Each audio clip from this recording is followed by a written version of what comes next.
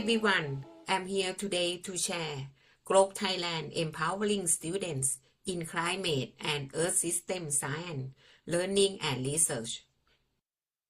Let me introduce IPST and Globe Thailand.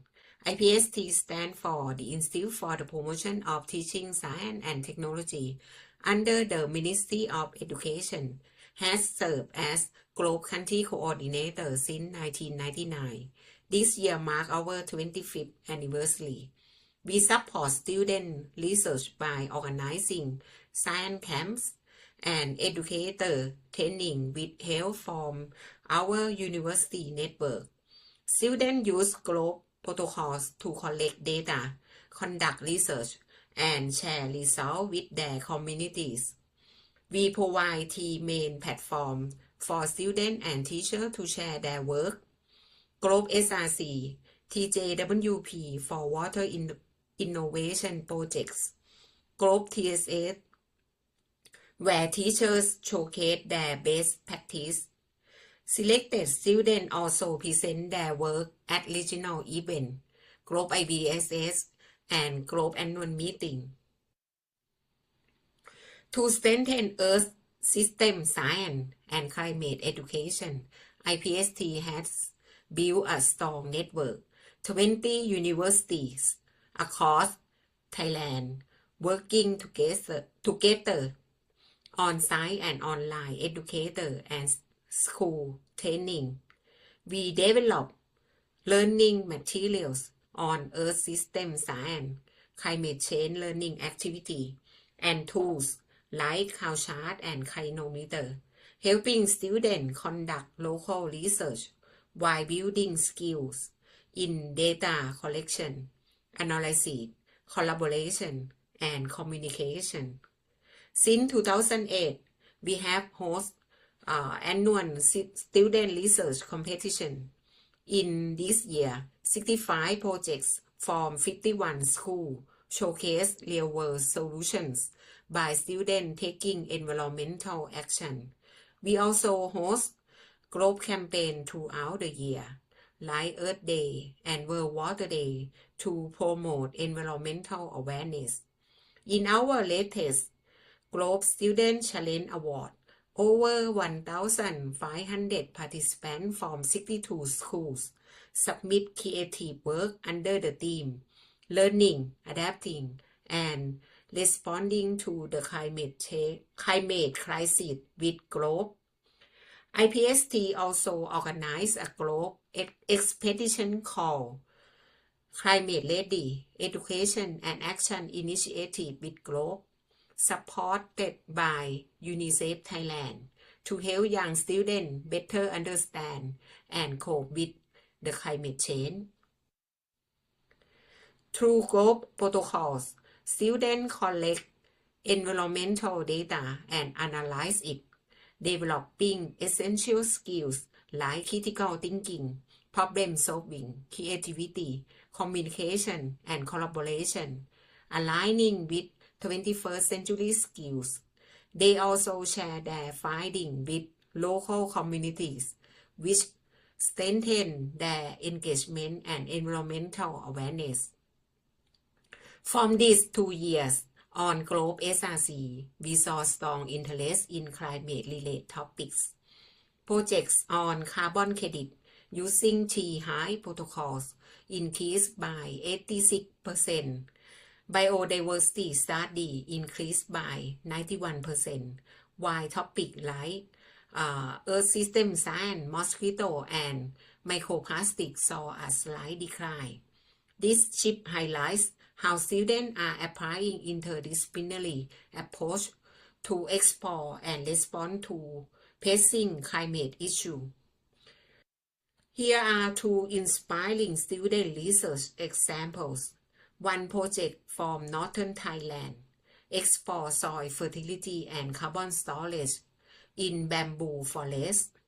Another from the south used the Globe Mosquito Habitat Mapper to compare local data and findings across Asia. This project won the IVSS this year. Supporting student research, means more than teaching science. It's about giving young people the tools to explore the world, ask questions, and share their ideas. Let's keep working together to inspire the next generation of young scientists. Thank you for your attention สวัสดีค่ะ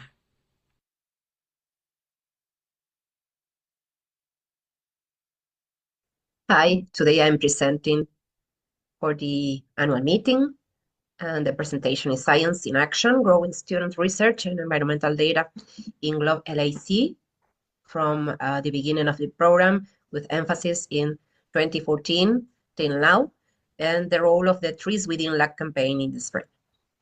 I am Andrea Ventoso from Uruguay, and with Claudia, Caro, and Prieto are the leaders of the campaign, and Mariana Savino, the regional officer, and Josefina González are our support and the initiative of the campaign. We have compiled some graphs to show the evolution of the program in the region. So you can see on the left the students and globe observers, the first in blue and the globe observers in red. And on the left of the graph, you can see in light blue, 18 period of non-discriminated data by year that the program in the database puts all together. On the right, you can see a graph with the evolution of educators in the region since the beginning till now, and the last 3 years that show the years of the campaign. We have 4,818 total teachers trained, with many trainers and 10 mentor trainers certified in the region since 2022. In these two graphs, you can see the workshops and the honor rolls achieved in the region. On the left, you can see the workshops developed in the region in 20 of 21 countries, and we have achieved an amount of 439 workshops till now. With regard to honor rolls per year, since 2015, when Globe started giving the honor rolls through the website, we have increased a lot, mainly during the last 3 years, thanks to the participants of the campaign who have measured a lot of data that contributed to these achievements. With regard to projects presented to the International Virtual Science Symposium, you can see the evolution of the numbers of projects presented since 2014, the first time we presented our projects to Globe. We have 204 projects presented from 12 countries with a high quality, and we are very proud of these projects. And you can see some of them on the right, some of the projects that achieved prizes for the region in the last years. In relation to raw data, we have compiled 2 maps. The one on the left shows 3 measurements since the beginning of the program, and the one in the right shows land cover measurements.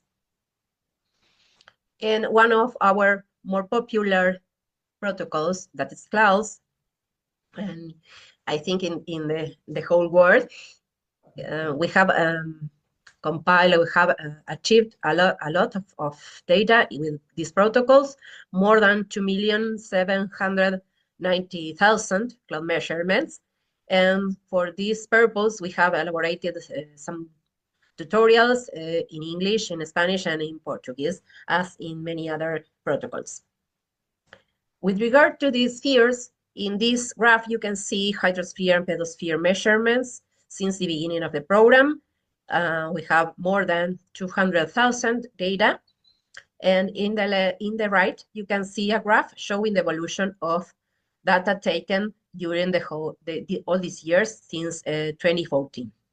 We have in the region, in the LCE region, we have more than 6 million data. Talking about atmosphere and biosphere, one of the more stronger areas in the campaign, we have on the left data about atmosphere measurements, and on the right you have you can see biosphere measurements from the beginning of the program till now. Thank you very much, and that's all for now. You can ask us as many questions as you want, and we'll be answering in present. Thank you. Welcome and thank you for coming to this session. The 2025 IVSS was a great success, with over 400 projects submitted by student research in all 6 globe regions, representing 31 countries around the world. Student research teams earned over 850 badges by showcasing the science and engineering practices they engaged with while working on their research projects. Students embraced the theme celebrating 30 years of the GLOBE program and data, with over 200 teams earning the featured I Am a Data Scientist badge by showcasing their data collection and analysis skills. We are excited to build on the success of the 2025 IVSS and data skills demonstrated by student research teams with the theme for 2026 Globe Data Detectives, using data to explore change in your local environment. For this theme, we encourage students to identify one or more changes that have impacted their local community and examine these changes using multiple data sources, their own data collected using GLOBE protocols, the GLOBE database, and NASA satellite data. Students should document the environmental changes that have occurred and their effects on Earth systems through the analysis of various data sources. IVSS submissions require a written report and presentation. To align with the Data Detectives theme, we encourage students to create a visual narrative to tell their community science story. Although all presentation forms will be accepted, including posters, video presentations, and podcasts, we especially encourage students to tell their community science story using StoryMaps. Join us for the 2026 IVSS Kickoff Webinar on the 6th of August to learn more about the timeline and project resources. You can get started early with our StoryMaps Quick Start Guide. Let's take a look. Here we go. Today we'll share some ideas on how to use GLOBE data with satellite imagery to create a story map.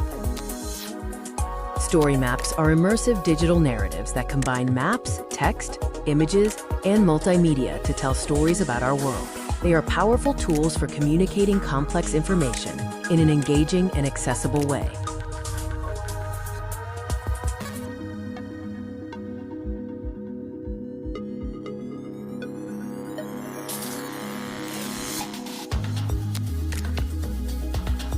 To create story maps, we'll be utilizing ArcGIS Story Maps, public version. Feel free to make your own copy of the Quick Start Guide. There are links to resources, imagery, and a student worksheet for story map planning. Let's start with the 30 years of data in the GLOBE database. Use it for comparisons to your location. From the GLOBE Viz system, select the protocol, click an observation site, click the View Table icon outlined here in red. Select the columns of data you want to export as a .csv and save the download. Once into a spreadsheet, create a chart or graph of the data you exported. The magnifying glass shows the data in a prepared format with axis labeled. Save this as a picture file to be imported into your story map. Next, we have NASA imagery. NASA's vast collection of satellite images offers stunning visual context. NASA's Earth Observatory is home to thousands of satellite images organized by theme. Spend time here reading the stories behind the imagery.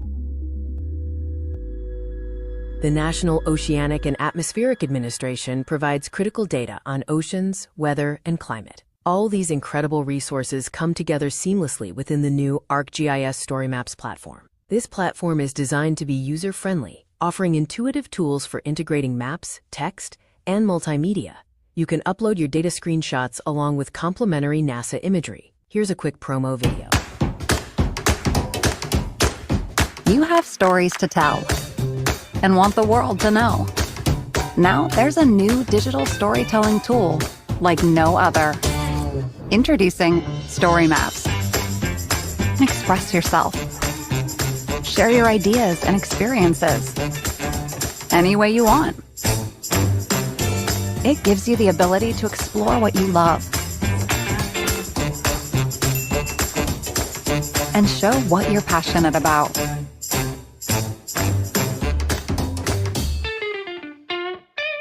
It's fast and easy to use, no matter your digital skills. Design a style you love. Create dynamic and thematic maps. Edit and show off your photos. Add custom text anywhere. Or make a point with side-by-side views. When you've finished your masterpiece, you can keep it as a journal. Share it with friends and family. Or publish it for the world to enjoy. StoryMaps. Every place has a story, and every story has a place. Tell yours. This quick start guide will walk you through the entire process, from setting up your account to publishing your first story map.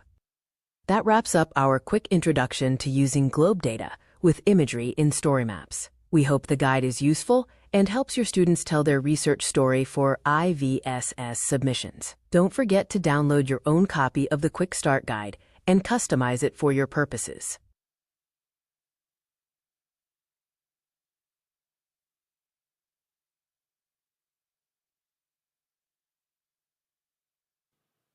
Hi, I'm Dr. Matt Marone, Professor of Physics at Mercer University in Macon, Georgia, and today I'm discussing talking instruments and alternative methods of data representation for blind globe participants.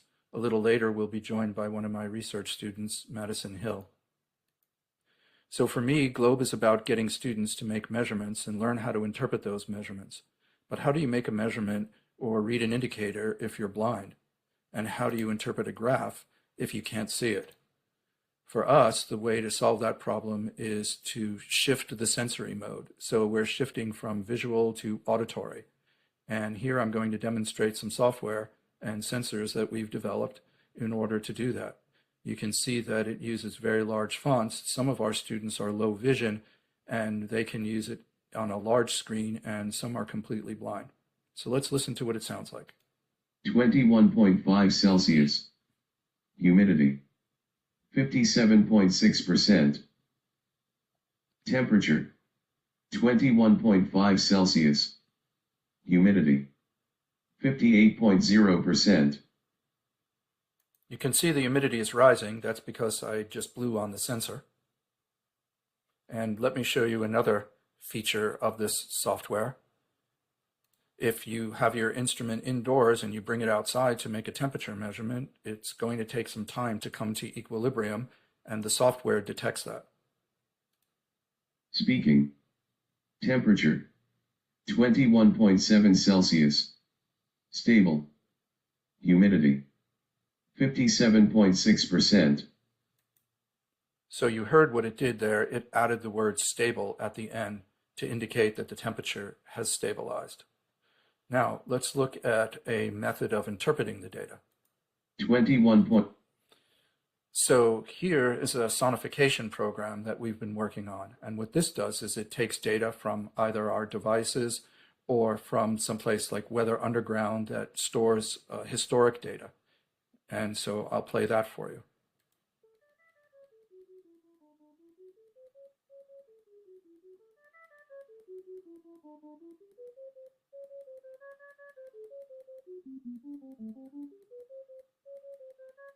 If you listen carefully, you'll notice that near the maxima and minimum points, harmonics come in, and that's a guide that you're approaching a maximum or a minimum. We want our students to be able to answer questions like, when was the temperature maximum on that day? Or when was the atmospheric pressure maximum? Let me continue showing you some additional features here.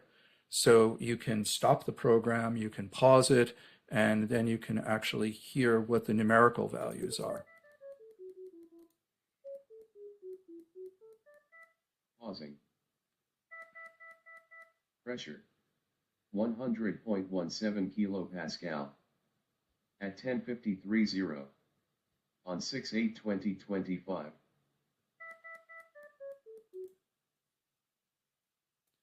Have you ever had your students work with a rain gauge Well, how do you make rainfall measurements if you're blind? So Madison's going to tell you about that work we're doing. Globe protocols encourage the use of a rain gauge for students to measure rainfall. But how can a blind person read a rain gauge? The answer is a rain gauge that implements a capacitive sensor. As the level of water rises, the capacitance also increases. We created a prototype of this assistive technology and have been putting it to the test. I've measured the capacitance as a function of rain height in order to calibrate the rain gauge. In addition, I have taken these measurements for water of differing pH levels, as the pH of rainwater varies worldwide and could affect the data. In the fall, we will create a circuit that will use the capacitance measurements to make an announcement of the water level. Essentially, it will be a talking rain gauge. I'm looking forward to taking this promising research further. So that's a quick overview of what we're doing in our lab with assistive technologies for blind Globe participants.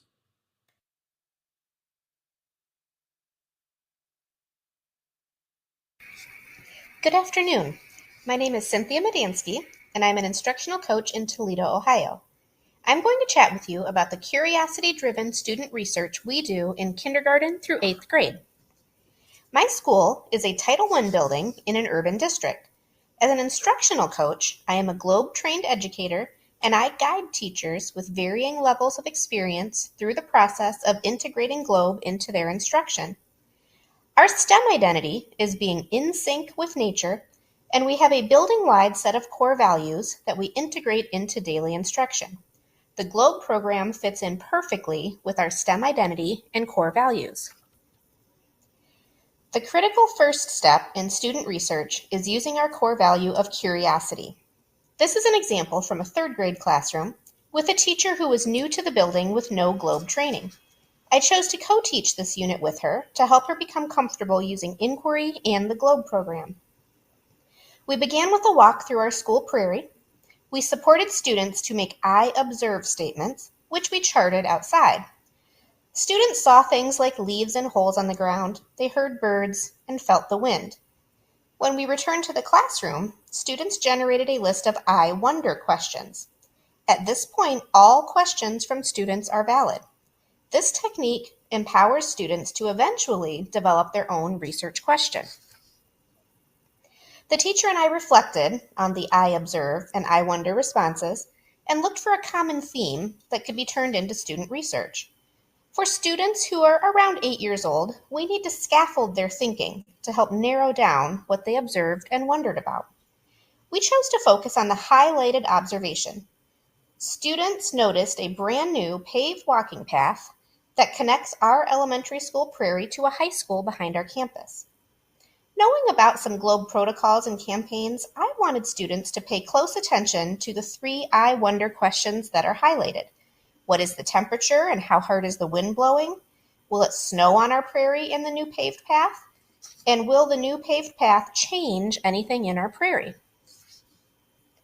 Those observations and student questions led us to what they would tackle as a Globe student research project titled How Does the New Asphalt Path Near the Prairie Contribute to the Urban Heat Island Effect? Students were introduced to the Globe Mission Earth Urban Heat Island Effect Surface Temperature campaign. After several iterations, the research question students came up with after learning about the campaign was which surface temperature is warmer, the asphalt path or the prairie? Then we were off to the races, so to speak. Students worked through creating a hypothesis, identifying variables, materials, and methods. They collected data using Globe protocols every day for a month. When the data was collected, they created tables and graphs and analyzed their results. Ultimately, they came up with the answer to their research question and discussed what their results meant. They worked with Dr. Kevin Sykowski from Globe Mission Earth throughout the process. In May, they brought their poster to the Globe Student Research Symposium to communicate what they learned with experts. This is the model I use for all classrooms, where I support teachers to use the I Notice, I Wonder model to bring student voice and choice into their Globe research. It looks a little different in each classroom, and research is differentiated to meet the needs of all students. What we do with kindergarten students will of course be different, with how 8th grade students conduct research. Yet they are all capable of being Globe citizen scientists and collect and share data as it is appropriate. In the spring, every grade level has a team of students who travel to share their Globe student research at the Student Research Symposium. Overall, Globe has greatly improved our student engagement as well as our teacher confidence. Citizen science has become part of the culture of our STEM school, and it fits in perfectly with our core values. Thank you for letting me share how we engage in curiosity-driven student research in grades K to 8 at Hawkins STEM Academy. I'd be happy to answer any questions you might have.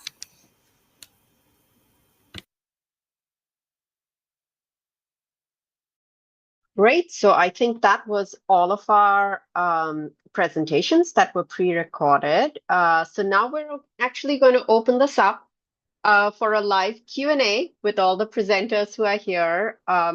So this is such great work and so inspiring to see everything going on. And I just want to, so before I facilitate the Q&A, I just want to say for all the presenters, there's a lot of kudos, as you would have seen in the chat, and a lot of connections being made. Andrea, I'm going to start with one question for your group. So there's a question from Evangeline Harris, which says, how do you get buy-in from ministries of education? Our region is very special.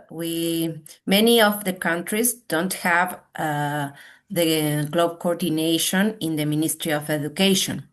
In our case, for example, in Uruguay, the coordination is in the Ministry of Environment, and as in many countries of the region, for example, Ministry of Science in Colombia, and in other countries, in universities like Argentina, and NGOs like in Ecuador. So it's very different environment. So the relationships with the ministries of education are all different in all cases. So and regarding the other question that asks for the curriculum, if Globe is integrated to the curricula, I think only Mexico has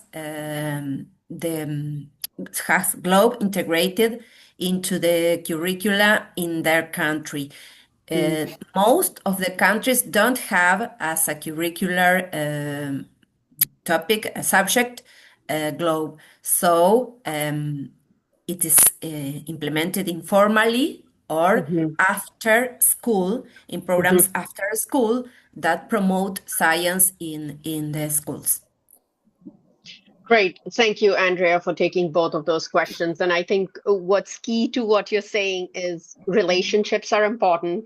It really depends from every country to country. It's different on the Ministry of Education.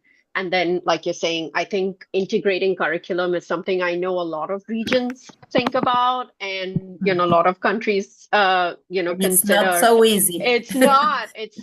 No. Absolutely. So it's good to kind of hear. So thank you for giving that example of Mexico. And so when it is successful, it's a nice thing to kind of talk about and learn from each other. So thank you for sharing that. Andrea, I'm going to come back to you. I'm going to give Yupaporn a chance to respond. Are you able to unmute, Yupaporn? Let me look. Yes. There you go. So thank you for being here. I see that I think you might have already responded to the question, but I'm going to ask it. So Cynthia is asking, she's intrigued by the scientific storytelling to make research more accessible. What software do students use to create infographics? And do you have any examples? And I see that you have, I think you've shared something in the Padlet already. Okay. But yes. it would be great to just share so that people who are, not reading the Padlet also kind of hear about it. Okay. In Thailand, students use many apps for create infographic. Like now is very popular is Canva. Canva. Yep. Canva, Canva yes. is very It's popular. very popular for education. Like it's free for school and university to use for free. So Canva is very popular here as well. So Yes, that's good to and see. yes, and very it's very it can create infographic very like interesting and easy to use it. Yes. Exactly. It is absolutely, you're right. It is easy to use and it's also accessible to a lot of people easily. So Yes. thank you. Thank you for sharing that. I am going to go to, I think Alison and Casey, both of you are here. So I'm gonna, and I see you might have already answered this in the chat, but I'm still going to read out the question so that everyone is aware. So there's one question from Teresa, which says, you've worked with many students who've used StoryMaps to communicate their research. What's an example of a student-created story map using Globe and NASA data that you found particularly effective or surprising? So one of you, Alison or Casey, if you want to just elaborate on what you've already shared. Yeah, I can share. Thanks for that question, Teresa. So a surprisingly few number of students who submit their IVSS projects use StoryMaps, which is why we're really showcasing it this year. I put a link in the chat to a really cool story map that was submitted by a student of Christy Buffington, based on an expedition that they went on, a sailing research project where they incorporated globe data. And also, we're also really encouraging students to use NASA data. In the past, they've used globe data and data from the globe database really, really nicely. But the StoryMaps tool provides a really great way to also pair globe data with NASA data. So we'll also be showcasing those resources. Cassie, I don't know if you have anything that you would like to add to that. Yeah. No, I think you got it all there. Teresa mentioned that you have a lot of great examples from the Earth System Explorers. I do. I was just looking for the link to share that. I was just responding to another question. I'll get that done. Great. Thank you, Kathy, and thank you, Alison. And I'll come back to as there are more questions for you. I just want to have one round with all the presenters. So I'm going to go to Matt next. So Matt, there's a lot of kudos for what you shared. There is a question from Teresa again to you, Matt. So this is amazing work. What's the timing for the assistive technology you're developing being more broadly available for use? That's a really good question. Thanks for asking it. Excuse me. So right now we're just building prototype devices. In the fall, we'll be doing some experimentation with students here in Georgia at the Georgia Academy for the Blind. And so we're going to be doing some testing with them to see how this software and how these devices work. And we'll be building more of these depending on, guided by their responses. I'd like to have maybe 6 or a dozen prototypes by next year of the hardware. The software can go out a lot faster than that. And so if you're interested in this, please contact me. Like I said, we have to do some testing. Madison's going to be helping me do some testing over at the Georgia Academy for the Blind. So these are all prototypes. They are literally on breadboards or in little boxes that we're making. And I'm in my lab now and all kinds of stuff. So, but hopefully this time next year we'll have some things nailed down a little bit better. But please email me at Marone, MARONE _MJ mercer.edu if you're interested, because when we make these prototypes, we're going to need people to test them out. So I would be able to send you a link to download the software and be able to send you the physical devices. And, if you're interested, you can try them out with some of your students and then give us feedback. And that's the important thing. We need some feedback. So, NASA is funding this work, and we need some feedback from some users to see what we need to change. Does that kind of answer that question? I think so. I'll put my email address in the chat if you didn't get it. So, That- but please contact me so I can send you some samples. Thank you, Matt. That'll be great. I think you covered that really well. And, as if folks have follow-up questions, please feel free to put it in the chat, or you can unmute and ask as well. I am going to go to Cynthia next. So let me just check. I did see Cynthia. There you are. Cynthia, so there's a question from Jody, which is, how did you get buy-in from all the teachers at Hawkins STEM? That's what is most impressive to me as we work with your team. So it would be great to hear your response, Cynthia. Yeah, thank you. So prior to me coming to this position, I was a middle school science teacher, so I was a Globe teacher. So when I came to this new school as an instructional coach, I knew that Globe just fit the mission of the school. So all the teachers in our school, the expectation is we do project-based learning and inquiry, and we live our core values. So Globe is kind of an easy sell for that. It really fits those, it checks those boxes for our teachers. So it's just a variety of things. Teachers who are new to the building and have not been trained in Globe, I just co-teach with them. So I kind of lead them through it. But we also have teacher team meeting time, and during planning periods where I will just collaborate with teachers and kind of give them some suggestions. It's like I said, it's kind of an easy sell. It just really fits the mission of our school really well. That's great. And it's wonderful when it fits so well with the mission of your school, and it becomes then easier, because also, I mean, the flip side of that is where it is not as easy sometimes in some schools and countries. So it's nice to kind of, again, see it when it is a success and kind of hold on to that as well. While I have you, Cynthia, since I've gone through all the presenters, I will ask you the next question since you already unmuted. Okay.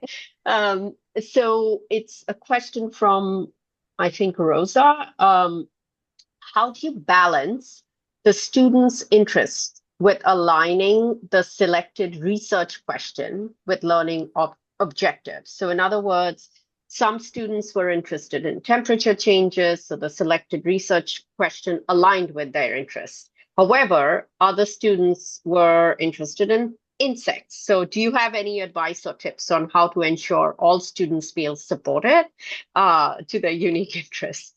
That's a great question. So my building is kindergarten through 8th grade. We have about 400 students. There's approximately 2 of every grade level with some self-contained special education classes. Every single student is engaged in Globe at some point in the year.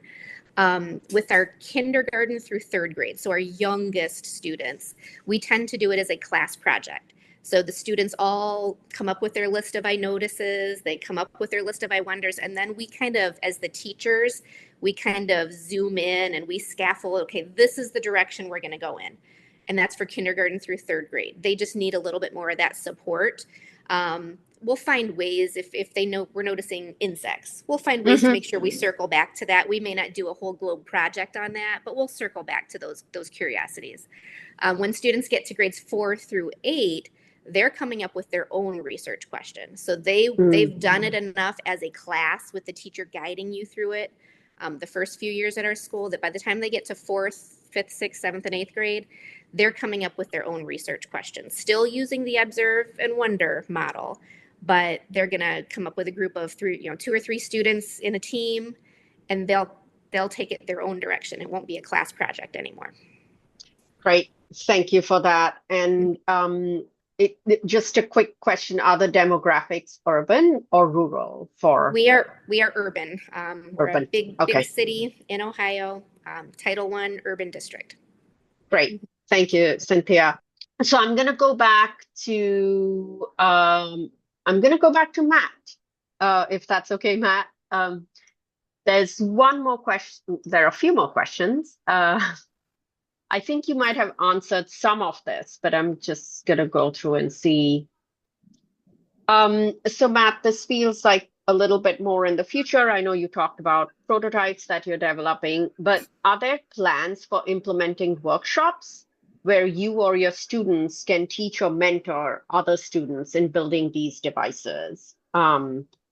Because that would be helpful for STEM workforce development too. So that's where the question is coming from. Well, we don't have a formal plan yet for a workshop, but it's an idea that we've discussed and we've thought about. It also takes a certain degree of skill to do this. And since we are building them now, we're trying to figure out how to build them.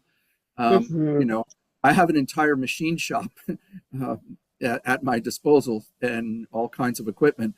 So it would have to be something that we would develop in some sort of kit form, you know, where you have some instructions and tells you how to put it together. But that's a question for another grant in the future, probably as a follow-up to this one.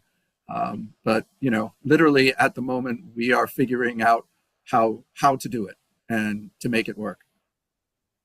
Great. Thank you. And obviously important work, and also good to kind of see the interest that so many people are interested to kind of follow up and take this forward. So yes, I'm very happy to see the interest too. Thank you all very much.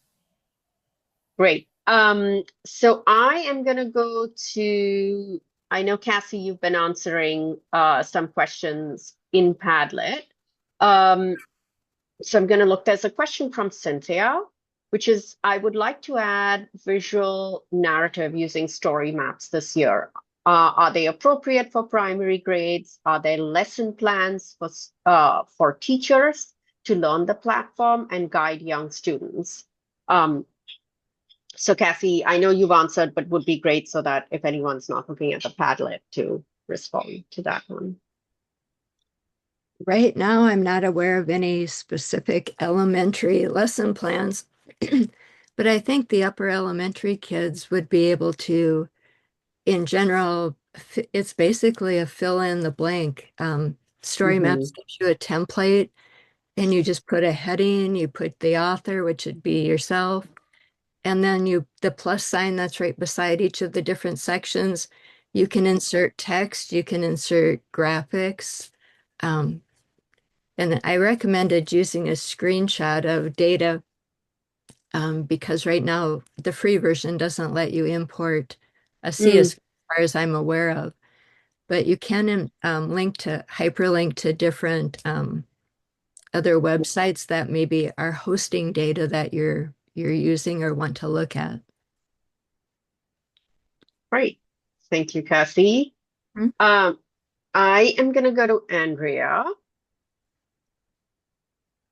So, Andrea, I'm trying to see what's the best. Oh, I see you have already posted the link to the tutorials in Spanish. So, Andrea, there's a question for you. Is there a way we can collect student work in e-portfolios to capture the products and processes of their work?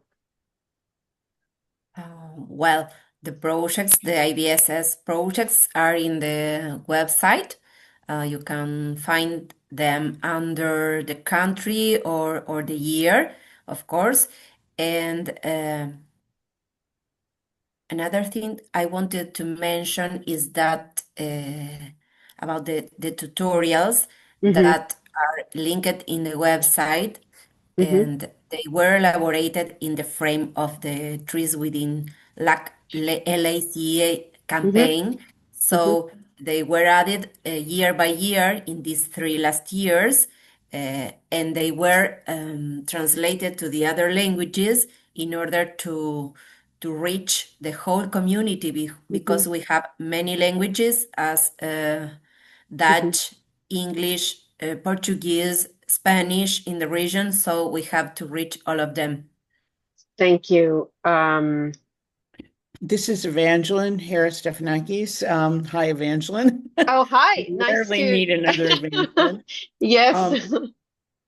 I Go just ahead. like to open the door to amazing work we're all doing and let you know that I have authored and worked a lot with this idea of collecting student work, both just in folders and then moving to portfolios to show growth from a September to November to March to June, so you can actually document the changes in students. So I would be very honored if people are interested to help with that. I do work with Kevin and the Globe Mission Earth team on a NASA Kids Club, which we actually implement as an after-school program. But I'm inspired by what I see. So if people are interested, I'll put my email in the chat. That would be great. Thank you, Dr. Evangeline. Thank you, Evangeline. I would be pleased if you contact us if you want to know more information about our campaign. And another thing I wanted to clear is that during the year we do monthly webinars, and near August or September we start with the contents and the way to write an IVSS project. So we start with this assessment to the teachers since August or September in order they reach to the end of the year with the project finished and ready to present to the IVSS. Thank you, Andrea.